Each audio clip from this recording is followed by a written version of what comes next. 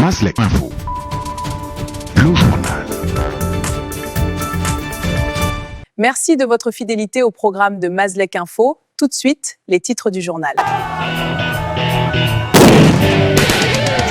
Les cris d'outre-tombe et ceux des survivants des violences post-électorales d'août 2016 au Gabon, portés à Genève en Suisse par Aïcha Tsoumbou, l'infirmière du QG de Jean-Ping.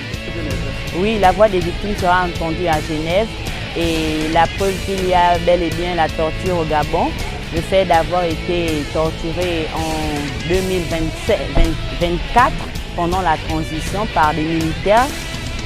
J'ai passé 2 jours au B2 et un militaire en civil qui a frappé sur moi, soi-disant « Tu déranges les gens sur les réseaux sociaux en rappelant un dossier qu'on a déjà oublié ». Vive contestation à l'approche de l'élection des représentants des travailleurs gabonais auprès des pouvoirs publics. Qui organise les élections le 13 et que la campagne commence le 14 et l'élection le 22, nous trouvons ça un peu irréaliste. C'est pour cela que nous sommes venus voir le médiateur de la République pour venir poser notre plaidoyer.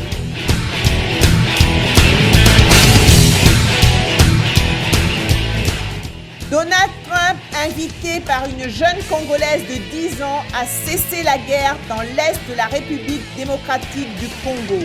Monsieur le Président Trump, je vous écris de la RDC, mon pays où nous souffrons. La guerre nous tue, la faim nous dévore.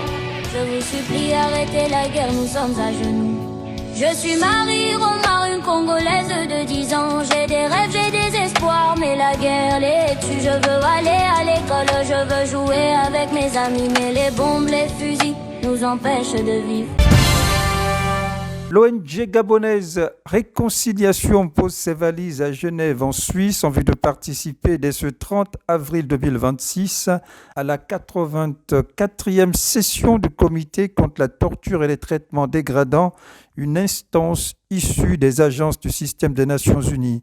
Il s'agit pour l'ONG Réconciliation et sa présidente Aïcha Claudine Tsoumbou de faire étalage des violences post-électorales de la présidentielle de 2016 au Gabon, outre les actes de torture dont elle a été victime dans son pays.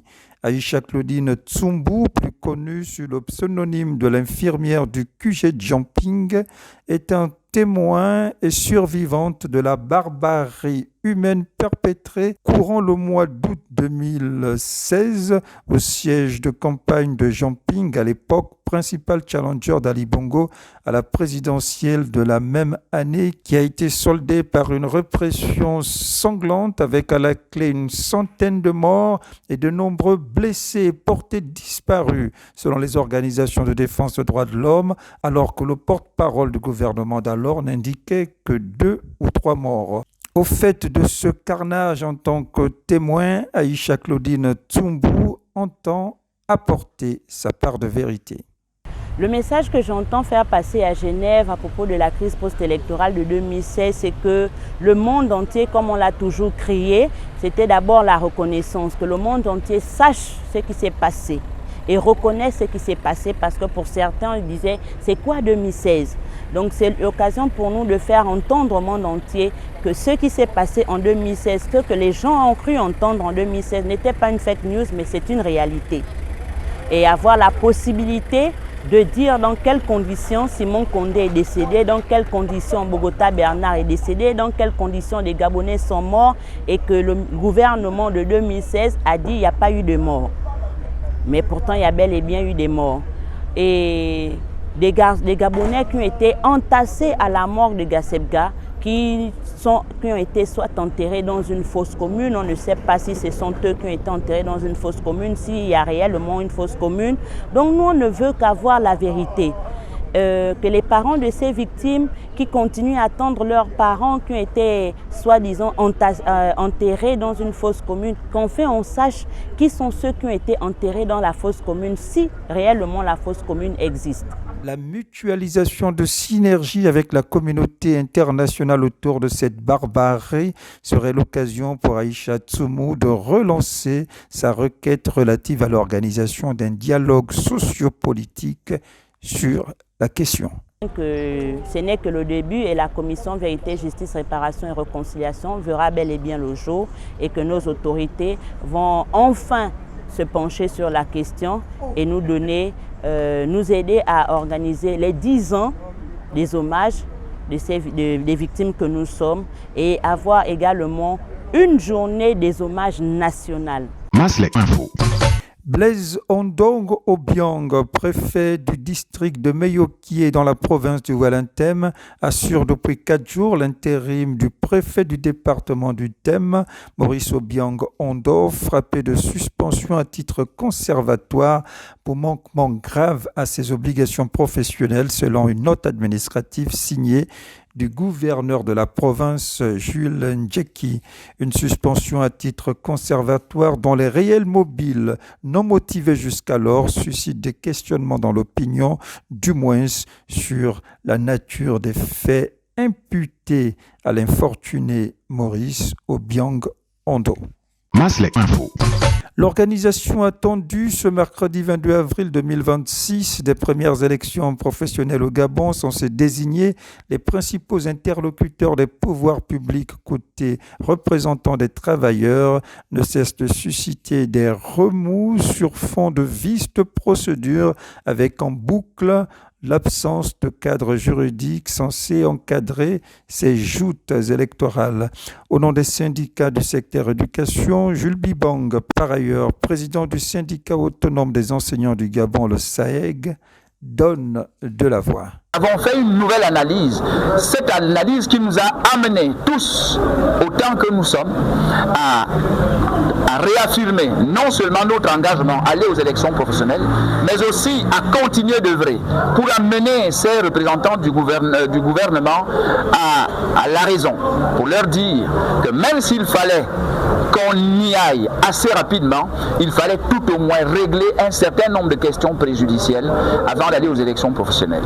C'est dans ce cadre-là que, pour le secteur éducation, nous nous sommes mis d'accord.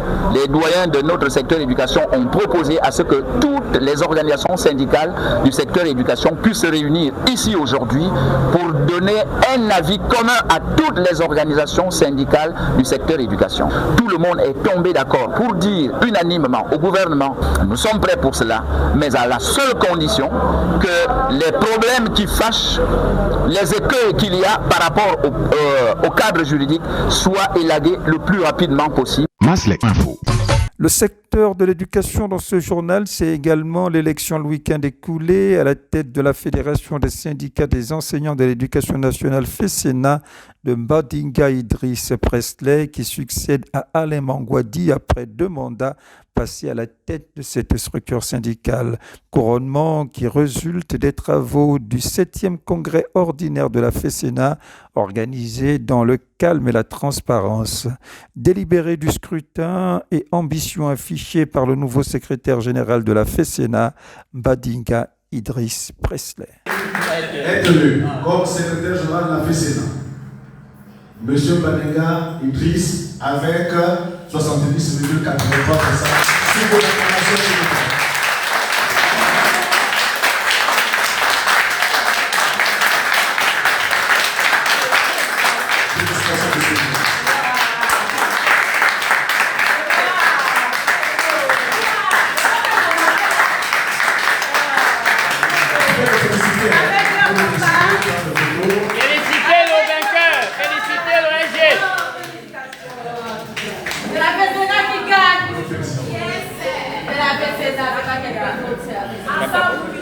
Je suis conscient des défis qui nous attendent. Amélioration des conditions de travail, valorisation de notre profession, dialogue constructif avec les autorités et renforcement de l'unité syndicale. Ces défis ne pourront être relevés que dans la solidarité, la transparence et la détermination. Je m'engage à être un secrétaire général à l'écoute, accessible et engagé. Mon action sera guidée par l'intérêt collectif, le respect de chacun et la volonté de bâtir un syndicat fort, crédible et influent. Je lance un appel à tous. Restons unis. car c'est dans l'unité que nous trouvons notre force. Ensemble, nous pouvons faire avancer nos revendications et améliorer durablement notre système éducatif. Maslek Info. Rejet par le conseil départemental des Timboué de l'enveloppe d'un peu plus de 275 millions de francs CFA proposée par la tutelle pour le compte de l'exercice budgétaire 2026. Un rejet motivé par l'immensité des richesses en minerais dont regorge cette localité, notamment le pétrole, le gaz et les ressources halieutiques. Comme contre-proposition, les conseillers départementaux tablent sur une enveloppe d'au moins 5 milliards de francs CFA sur la base du retour d'exploitation des sociétés étrangères implantées dans la localité, des fonds 5 milliards de francs CFA qui aideraient notamment à traduire en actes le plan de développement communautaire des Timboué adopté à l'unanimité par les conseillers départementaux en vue de moderniser cette bourgade aux allures de campement à ciel ouvert en dépit des richesses à perte de vue dont regorge le département des Timboué. Maslek Info. Le Niger vent debout contre les ennemis intérieurs et extérieurs. C'est dans cette dynamique de défense du territoire national que le président Abdourahmane Tiani et l'ensemble de la hiérarchie militaire s'adonnent à des séances de tir de précision à l'arme légère, notamment au pistolet, ainsi qu'à l'arme lourde, sinon aux armes de guerre, à l'instar de la Kalachnikov.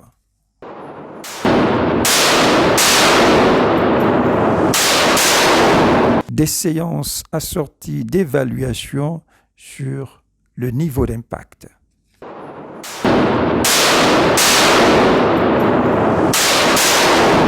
Maslek Info. Donald Trump, invité par une jeune Congolaise de 10 ans, Marie-Romare Ngomvozi, a cessé la guerre qui déchire depuis près de 30 ans l'Est de la République démocratique du Congo, région infestée de rebelles soutenus par le Rwanda sous le couvert de sources concordantes des États-Unis d'Amérique. Les USA, dont les industries du numérique, de l'armement et de l'automobile sont les principaux bénéficiaires des matériaux rares, disons des minerais du sang, volés dans l'Est de la République démocratique du Congo. L'hymne à la paix de Marie-Romare Ngomvozi. Monsieur le Président Trump, je vous écris de la RDC, mon pays où nous souffrons. La guerre nous tue, la faim nous dévore. Je vous supplie, arrêtez la guerre, nous sommes à genoux. Je suis Marie-Romare, une Congolaise de 10 ans. J'ai des rêves, j'ai des espoirs, mais la guerre les tue. Je veux aller à l'école, je veux jouer avec mes amis, mais les bombes, les fusils nous empêchent de vivre. Monsieur le Président Trump, je vous supplie, arrêtez la guerre en RDC, c'est possible. Vous avez le pouvoir de faire la paix, je vous demande, pour les enfants, pour les mamans, pour les papas. Nous avons des ressources, nous avons des richesses, mais la guerre nous vole notre avenir, notre jeunesse. Je vous demande de nous aider, de nous soutenir, pour que nous puissions vivre en paix dans notre pays. Monsieur le Président Trump, je vous supplie, arrêtez la guerre en RDC, c'est possible.